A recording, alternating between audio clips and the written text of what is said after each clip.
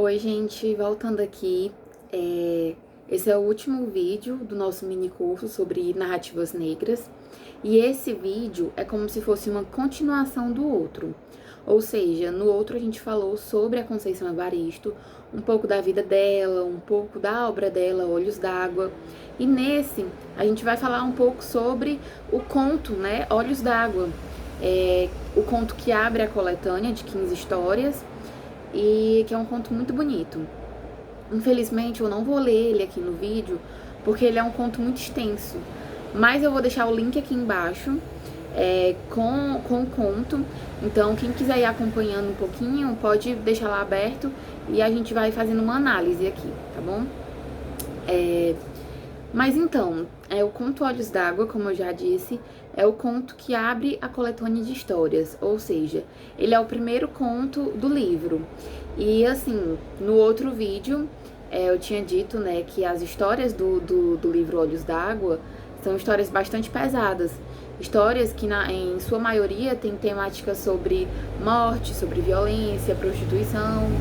E esse não. Esse conto é uma das exceções, né? Esse e o último. Esse conto, apesar dele não trazer dessa história de morte, ele pode ser, né, visto como um conto muito triste. Por quê? Porque a história desse conto é sobre uma mulher que saiu de casa e ela não consegue se lembrar da cor dos olhos da mãe dela. Então a história, a rotatividade dessa história vai se dar por essa pergunta, né? Mas qual era a cor dos olhos da minha mãe? Então, à medida que ela vai fazendo essas perguntas, de qual era a cor dos olhos da mãe dela, ela vai se lembrando de coisas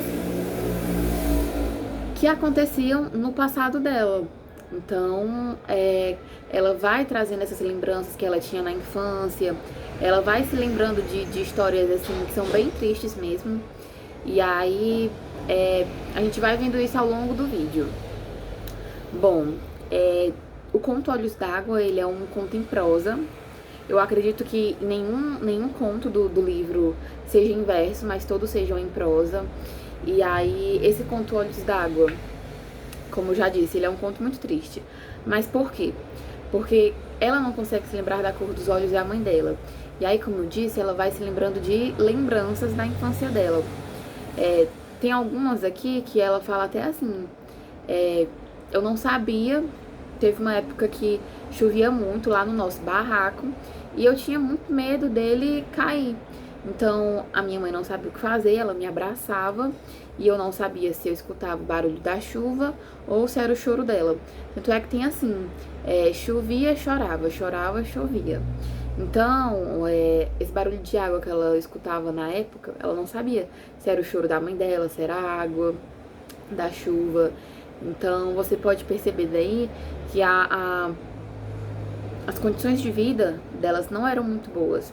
E no conto ela fala, era eu, minha mãe, mais 7 irmãs, se não me engano. Então, daí você tira, né, mãe solo, inclusive.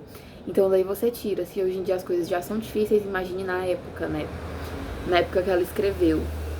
Então, ela fala também assim, tive uma adolescência muito rápida, passou muito rápido. Então, assim como a própria escritora que teve que trabalhar para ajudar na família, o que eu posso tirar disso é que essa narradora, né, provavelmente ela também trabalhava para ajudar a família dela.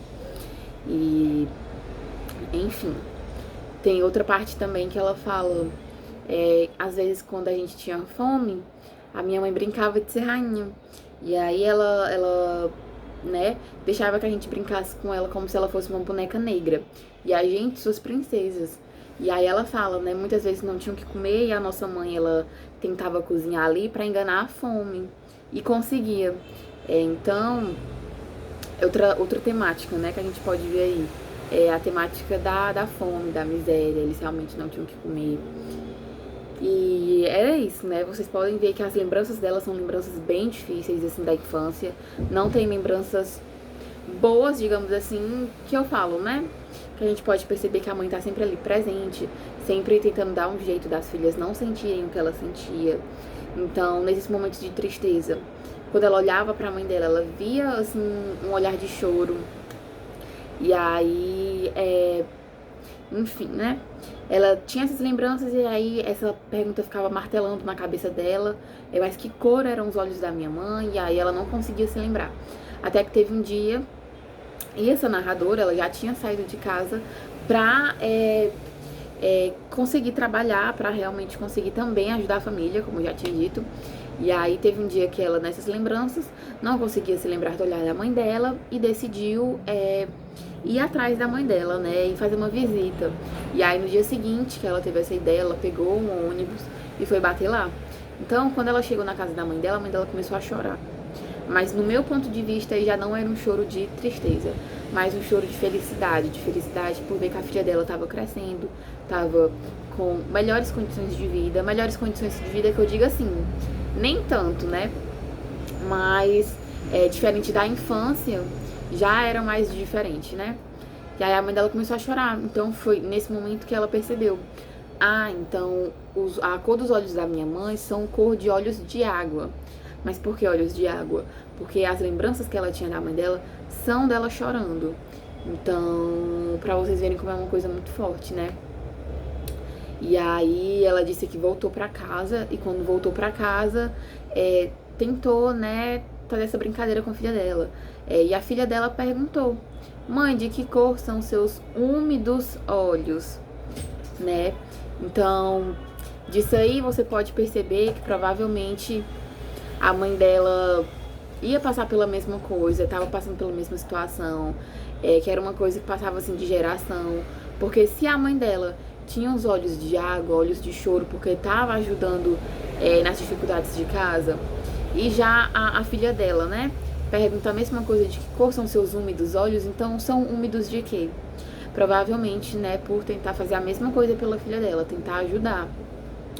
E assim, é um conto de muita tristeza, né, porque as condições de vida eram bem difíceis, mas ao mesmo tempo é um conto que traz esperança, felicidade. Felicidade assim, né, de você ver que as coisas podem mudar, podem ou não mudar, né, porque pessoas assim que vêm da favela, que são marginalizadas, a gente sabe como é difícil sair desse mundo, mas assim, não é impossível, mas sabe que é difícil, infelizmente é uma realidade.